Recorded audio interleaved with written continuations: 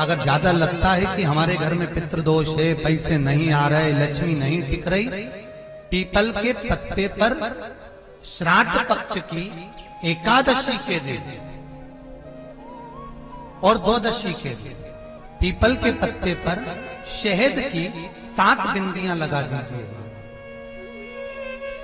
उसी पर चंदन लगा दीजिए, 7 आखे चावल,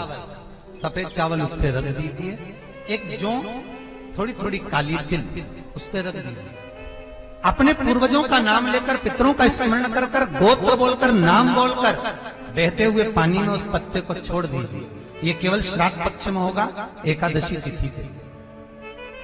बहते पानी में छोड़ दीजिए। जिंदगी में कभी संपदा की कमी नहीं आएगी, पितर आशीर्वाद देकर जरूर जाएंगे, ये पक्का। बेटा एक कुल को तारता है और बेटी 2 कुल को तारती है।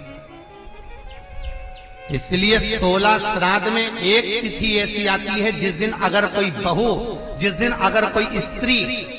अपने दादा ससुर, ससुर आदि जिसके लिए भी श्राद्ध करती है, उसका हिस्सा आधा उसके मायके पर पहुंच जाता है। 16 दिन में एक तिथि ऐसी आती है जिसमें अगर बहू, बेटी भले वो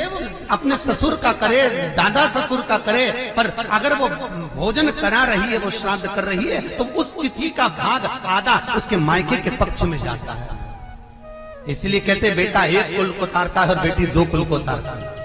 कोई साधारण सा में नहीं कह देते कि बेटी 2 कुल को तारती है। बेटी के 2 कुल को तारने का कारण केवल इतना है कि श्राद्ध में एक एकादशी, दूसरी द्वादशी, ये तिथियां एक ऐसी हैं जिन तिथि में अगर किसी का श्राद्ध बहू करती है, इन तिथि में अगर बहू बेटी किसी का भी श्राद्ध करती है, तो आधा हिस्सा उसके मायके के खाते में चला जाता है।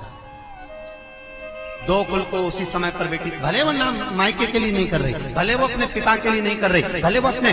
दादा परदादा के लिए नहीं कर रही, पर जो उसने ससुराल में भी करा तो उसका आधा हिस्सा उसके खाते में पहुंच गया।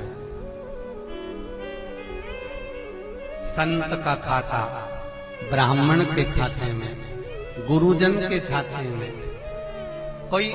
मोहल्ले में कोई ब्राह्मण परिवार में कोई चले गया, उसके खाते में एकादशी और द्वादशी, ये श्राद्ध पक्ष में जो तिथियां पड़ती हैं, इन तिथि का भाग जो श्राद्ध करता है उसके खाते से थोड़ा थोड़ा इनके खाते में भी पहुंचा दिया जाता है, जीव के कल्याण के।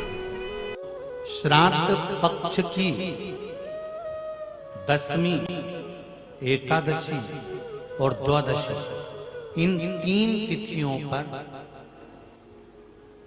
एक रोटी में थोड़ा सा मीठा रखकर सोमक पितृ का नाम लेकर यदि गाय को खिला दिया जाता है, तो अगर कोई पूर्वज प्रेत योनि में भी पड़ा हुआ होता है, भटक रहा होता है, जिसको पिंड नहीं मिला, जो अचानक मर गया होता है, अधोगति में चले गया होता है, उस जीव की मुक्ति 10वीं श्राद्ध पक्ष की, एकादशी श्राद्ध पक्ष की और द्वादशी श्राद्ध पक्ष की, ये 3 दिन सोमक पितृ का नाम लेकर रोटी में, पूड़ी में मीठा रखकर अगर गाय को खिला दिया जाता है, ये 3 दिन तक, तो वो पितृ कभी भटकते नहीं है, उनको मुक्ति प्राप्त हो जाती है, मोक्ष में।